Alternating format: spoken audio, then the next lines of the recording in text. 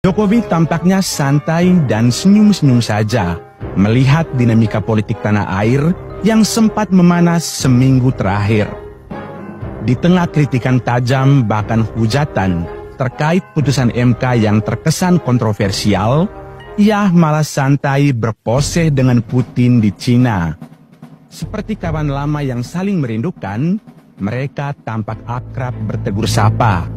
Putin datang menyalami Jokowi dan Ibu Iriana di sebuah lorong sebelum menghadiri acara makan malam di Great Hall of the People, Beijing pada Selasa malam 17 Oktober 2023. Sementara di Indonesia, pada malam yang sama, kasak-kusuk petinggi PDIP dan Gerindra semakin panas.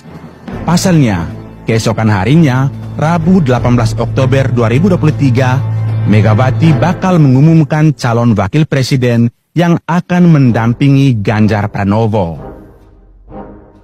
Malam itu juga, DPP PDIP menggelar rapat persiapan. Di kubu sebelah, Prabowo tampaknya tak tinggal diam.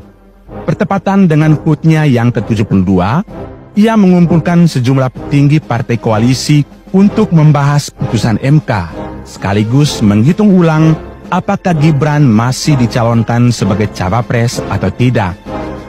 Belum ada tanda-tanda Prabowo bakal mengumumkan cawapresnya. Waktu terus melaju.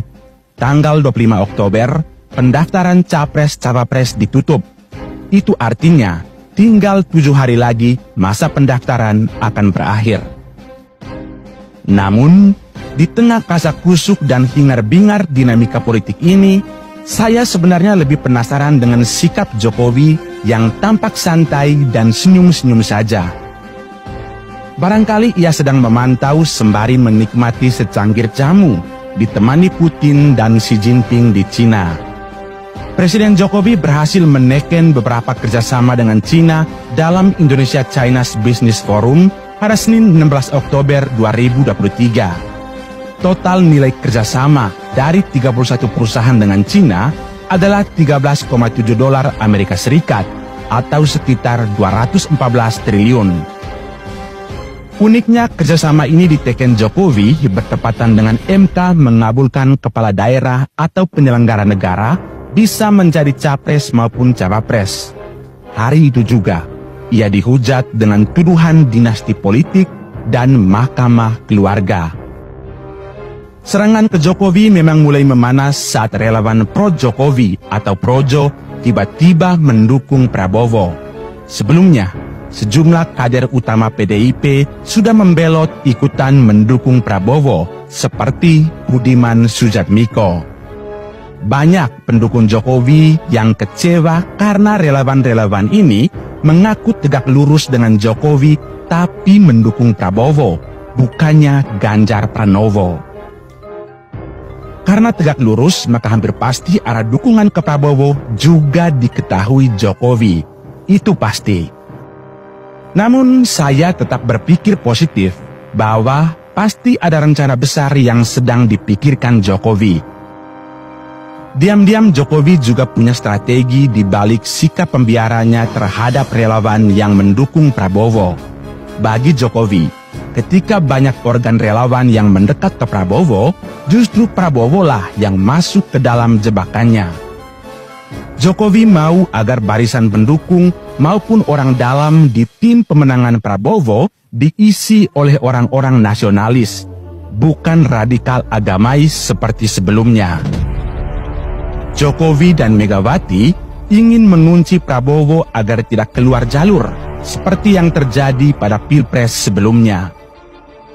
Prabowo itu aslinya seorang patriot nasionalis, tapi ia salah jalan ketika berkompromi dengan kelompok radikal untuk memenangkan Pilpres pada tahun 2019 lalu.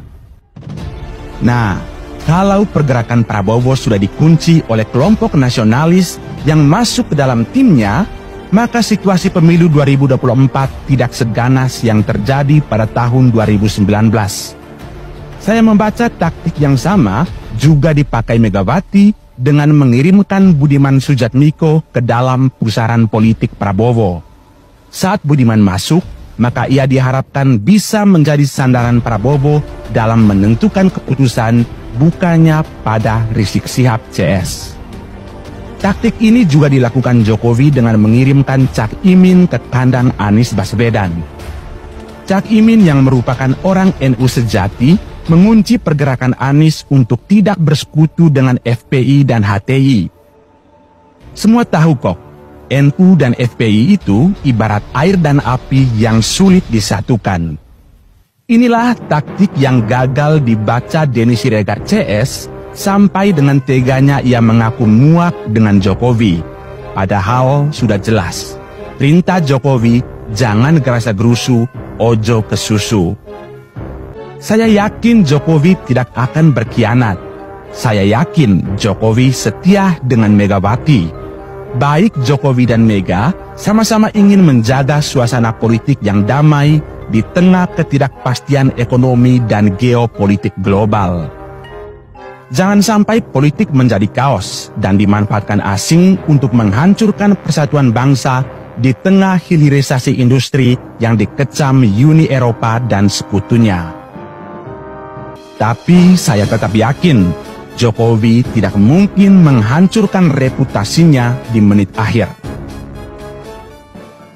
Tapi kita harus bersama-sama menjaga agar pemilu ini tetap sejuk, damai. Jangan sampai relawan ikut manas-manasin, ngompor-ngomporin. Justru setiap percikan yang menyebabkan api memanas itu yang segera dipadamkan.